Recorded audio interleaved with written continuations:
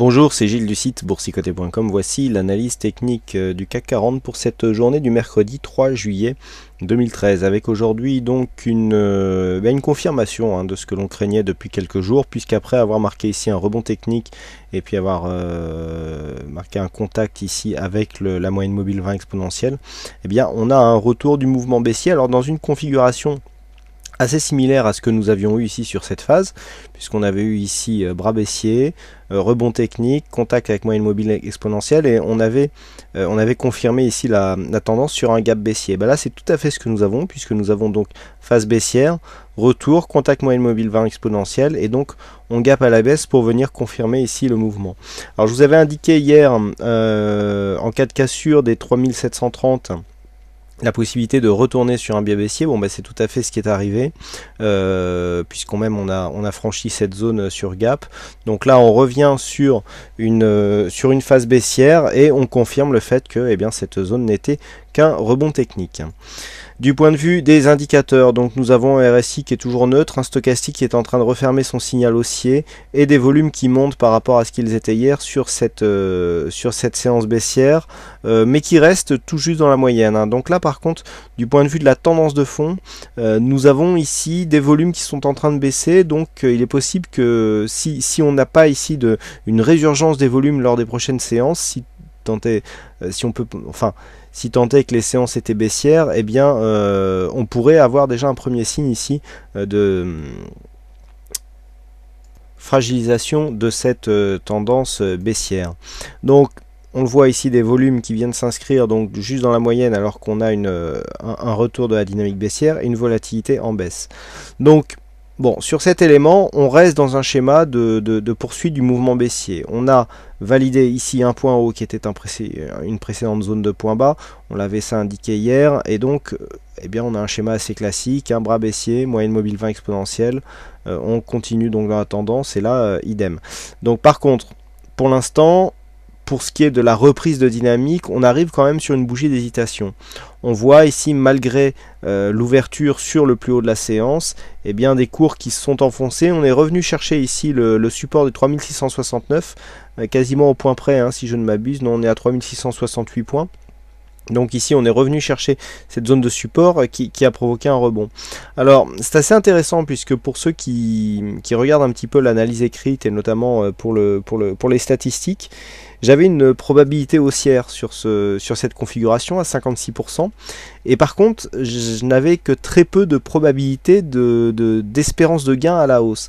Et quand j'ai regardé un petit peu, quand j'ai décortiqué les résultats, alors je ne mets pas tous sur la page parce que sinon il en faudrait plusieurs des pages, mais en fait je me suis aperçu qu'il y avait quasiment un tiers des séances donc qui avaient suivi cette configuration, dont l'ouverture se faisait sur le plus haut.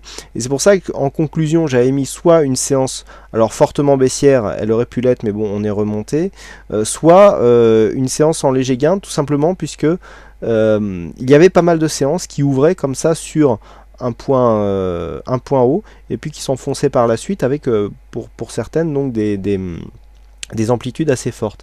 Et donc ce que l'on peut remarquer, c'est qu'ici cette séance qui ouvre sur un plus haut n'a pas offert de potentiel haussier, et c'est des fois ce que l'on rencontre en statistique et qui peut paraître impressionnant. C'est que des fois les probabilités découvrent des choses qui sont assez bizarres. Voilà, donc pour cette petite parenthèse. Donc ce que l'on peut remarquer, donc je reviens à l'analyse technique, c'est que malgré l'ouverture sur ce gap baissier, on est venu enfoncer des récents points bas, mais les cours ont remonté. Alors, par rapport à la reprise de cette baisse, on a deux signaux antagonistes, à savoir ici ce gap baissier donc, qui donne un signal de puissance, avec donc aucune possibilité de comblement du fait que l'on a ouvert sur le plus haut, et donc le fait que les cours s'enfoncent ici mais remontent, et que l'on est quasiment, alors c'est presque un doji dragon, mais on a un peu trop de corps encore pour l'interpréter comme tel. Et on ne peut pas dire que nous soyons sur un point bas d'une séance baissière, puisque nous étions plutôt ici, d'un point de vue court terme, dans une séance, dans une phase haussière. Donc là, le fait d'avoir ici cette bougie, nous envoie des signaux antagonistes. Donc on a des signaux de poursuite baissière, mais amoindrie par le fait que nous voyons ici cette bougie qui soit plutôt une bougie d'hésitation avec des volumes à peine dans la moyenne alors que nous avons une reprise de la tendance de fond. Donc pour anticiper, donc pour essayer de se projeter sur la prochaine séance, on est toujours dans un biais baissier. Donc là on a basculé au niveau du...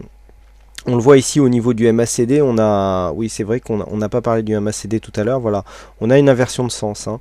On a ici un MACD qui nous donnait un rebond technique, et là une inversion de sens. Alors on repasse tout juste ici dans la zone positive, alors ce qui nous indique quand même du point de vue de l'évolution, on est quand même pas mal orienté à la baisse, puisque la majorité ici des histogrammes sont dans la partie négative de l'indicateur, et donc le fait que l'on se retourne ici, eh bien nous renvoie un petit peu à un retournement qui colle bien avec les cours, hein, je dirais.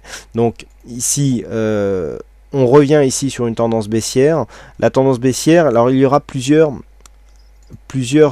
points clés sur cette tendance. Déjà un comblement du gap. Là maintenant que l'on a clôturé et que le gap n'est pas comblé, on va pouvoir quand même observer ce gap, puisque on l'a vu, hein, le précédent gap ici avait opposé une forte résistance. Donc là nous avons un deuxième gap. Gap donc qui se situe sur le point bas entre 3668, bon on arrondira 3669, et le point bas de cette séance 3730. Donc on voit un 61 points de gap, c'est pas mal quand même, hein, c'est un joli gap.